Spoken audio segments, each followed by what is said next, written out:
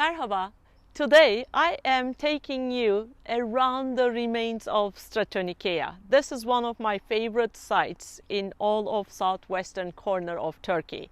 Geographically, this is part of ancient Caria region, and today the closest town to Stratonikeia is Yatağan. Well, according to the results of the excavations in Stratonikeia, the settlement here goes back to the Hittite period. There are remains, baked clay objects from 1800 BCE.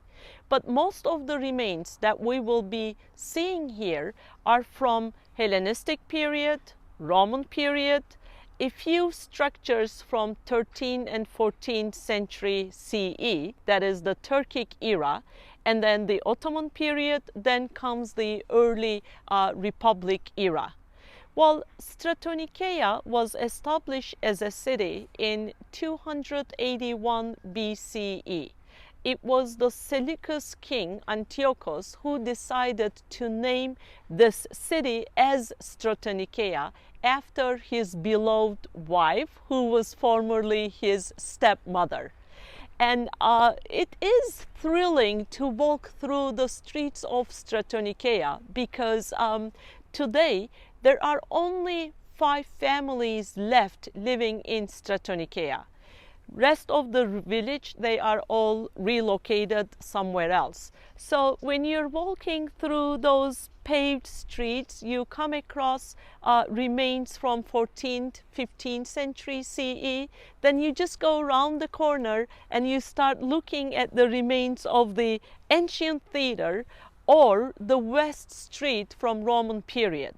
And there are still old village houses that were used from Ottoman era all the way into early 1900s and till about 1970s. It is just gorgeous here, so I hope you enjoy visiting Stratonikeia as much as I do.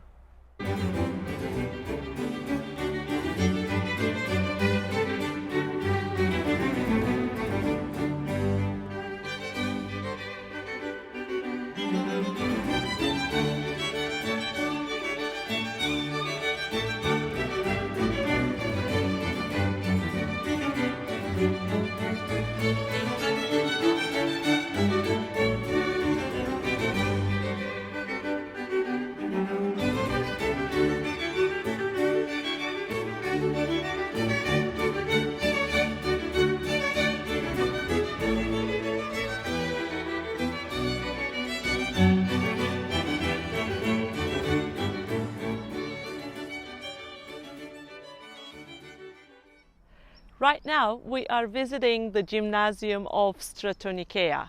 Right behind me, you can see some remains of the gymnasium. Gymnasiums were used as schools both during Hellenistic and Roman periods. Most of the time, boys between the ages of 6 to 16 were educated in these gymnasiums. It was not only mental education, sports were also very highly emphasized in the gymnasiums.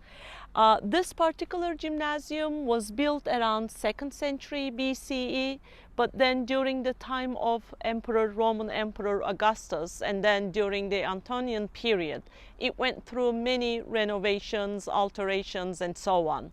The gymnasium was located at the northern side of the city, close to the northern city wall, and so far only this portion, the northern part of the gymnasium, has been excavated.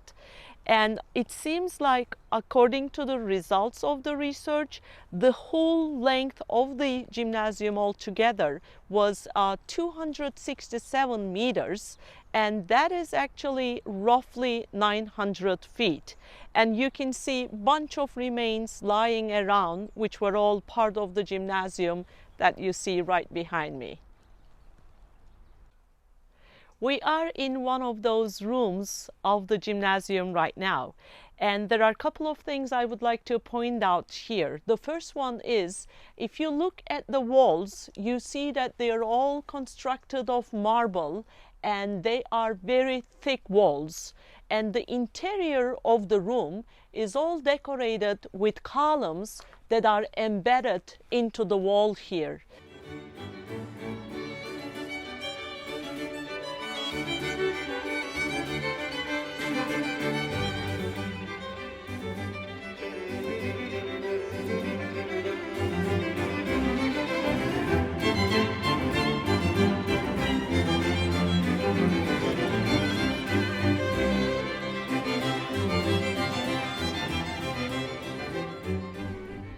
So we just looked at the amazing remains of this monumental gymnasium, the largest in Asia Minor.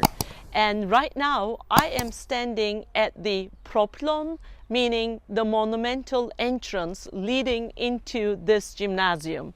So those three columns that you see, those are the columns of that monumental entrance. And imagine gymnasium walls just next to me over here. And the lower parts of those columns are all very plain, and then the upper parts are all carved, fluted, because most probably the idea was to have the names of the sponsors to be inscribed on the lower parts of those columns. That is why lower parts are plain and upper parts are all fluted. And right after the propylon here, we have the beginning of the West Street. So West Street started here and stretched all the way to the east. And on both sides of the street, they had columns that were decorated with Corinthian capitals. After the excavations, the archaeologists put some of those column pieces and some of the column capitals on the top of the columns there. And parts of the street have been excavated, so all the way further down where there is a group of olive trees, you can see more of those remains of the columns. The width of the street was 10 meters. This is over 30 feet. And it was all decorated with beautiful marble friezes on both sides. Think of sidewalks, shops opening to the main street here. And in later periods, after Christianity became the state religion of Roman Empire, Stratonikeia also became a center for Christianity. It was within the limits of Aphrodisias, another major site, major city from Western Anatolia. So what they did was, end of 5th century CE, they constructed a Christian church right here on the West Street. And this particular church was constructed by using a lot of spolia from other monumental buildings. And you can see some of the decorated friezes, fragments, and so on. And the main aisle of the church was decorated with mosaics. These are opusectile style marble mosaics. And in some later period, it seems like the whole area was also converted into a cemetery. You can see all those black signs that have numbers and letters on them. These are different tombs, different graves, side by side. And right after the columns on my right, where you see the green canopy, that is the latrine, the public bathroom. Then comes the big Roman bath complex, where you see those big arches.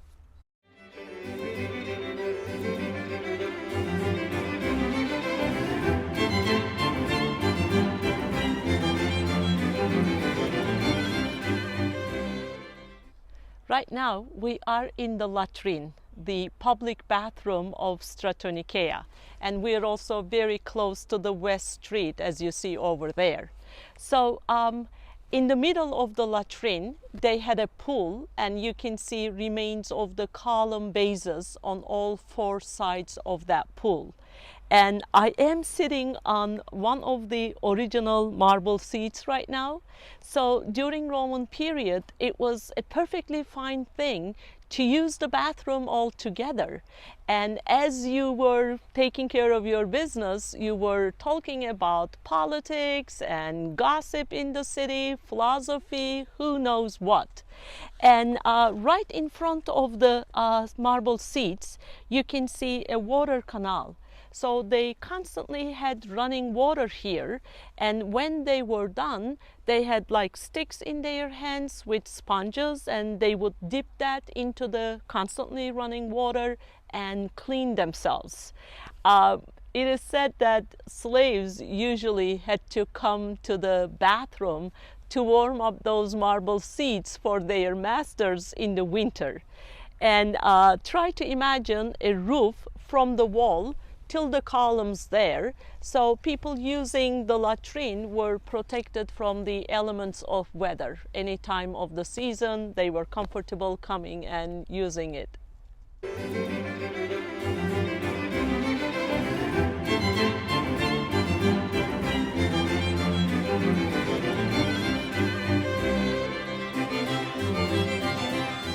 Right now we are in the Bulletarium of Stratonikeia. Bule means city council. Those members of the city council were all wealthy elected members, and Bulletarium is the building in which the city council members had their meetings. This structure dates from 1st century CE, so it's from Roman era. It was surrounded by walls on all three sides. It was enclosed, and the members of the Boule, they would be sitting on the seats that you see right behind me here, and this is almost like a small theater. But please try to imagine a roof right above this structure. And in the space right across from me, you can see the podium. So if you were ready to deliver a speech, you would be going to the podium and you would be delivering your speech from the podium. Couple of interesting things about the Bulletarium. The first one is those thick walls on each side have a lot of inscriptions on them. Some of the inscriptions are on the inner wall here, and we know who wrote those inscriptions because we have the name of this person. Menippos was his name, and Menippos is giving us information about the names of the months in the calendar and duration of the months as well. And just on the outer facade of the same wall, you can see big blocks that also have a lot of inscriptions on them. They date from 301 CE, and that's actually the Edict of Diocletian. So this particular Roman emperor sent those inscriptions telling the locals the maximum prices for different goods in the agora, in the marketplace, and the maximum prices for the services as well. So this was a way of preventing inflation in the city. And on the outer facade of the southern wall, there are also inscriptions, but these are a lot more new in comparison to the ones on the northern wall. They date from 19th century. They are in Arabic writings, and those are from the Ottoman era.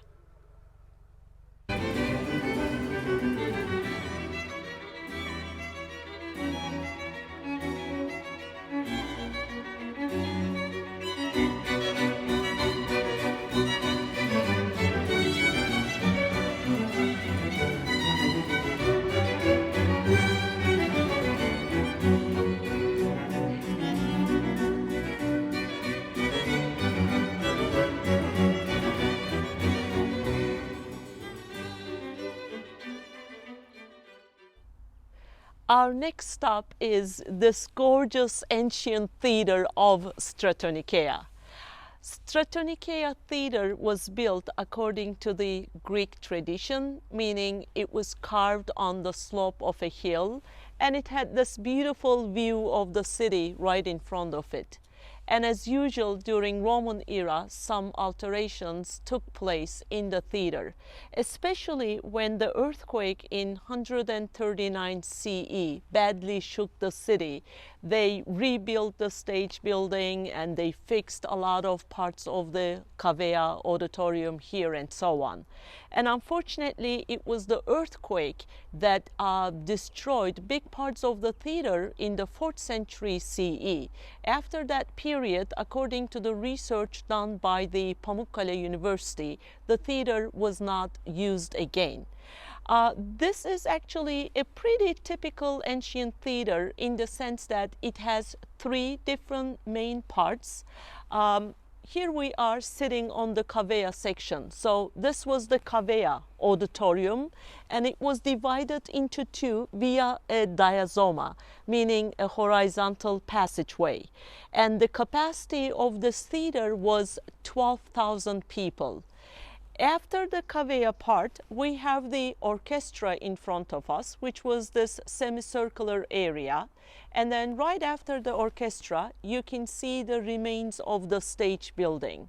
Try to imagine this 3-story stage building, all covered in marble, decorated with beautiful friezes, statues, and the front facade of the stage building had 5 doors opening onto the stage, and as usual the biggest one was in the middle, and there were 2 smaller doors on each side of that.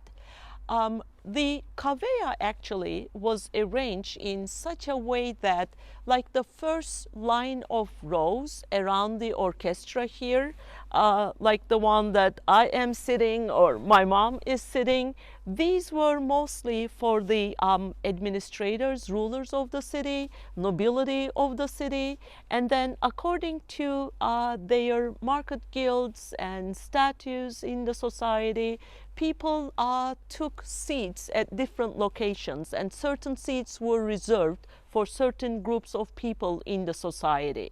And in order to come to the theater, they had to have tickets. So in those days, tickets were either carved of wood, and we don't have examples of these, but because of inscriptions, we know about them. And there were also metal or baked clay tickets. So it was usually the wealthy in the society that provided cheap, nose-bleeding seats on the upper rows for the poor people. You know, the wealthy in the society provided those tickets with them. And today, actually, we still use this theater for beautiful performances in the summer. Some famous Turkish pianists gave concerts here. There were beautiful classical music concerts as well.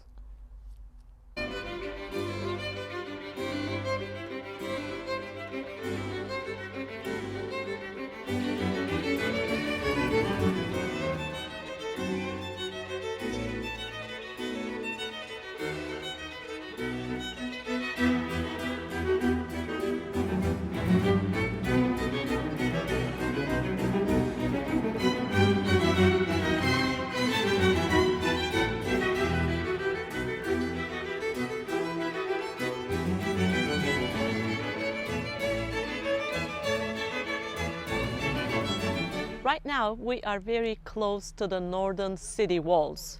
This is the northern gate here, which was one of the monumental entrances leading into Stratonikeia. You can see some restoration work going on with the arch structure on top of that gate.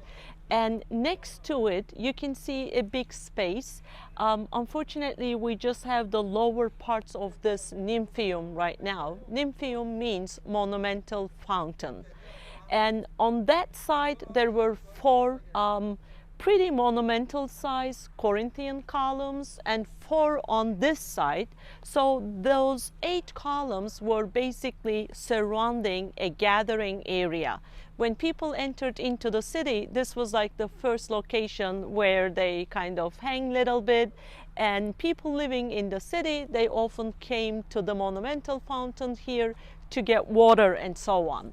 This is also the beginning of the northern street. So the north street here lined up with columns on each side. You can see some of those Doric columns on the right hand side.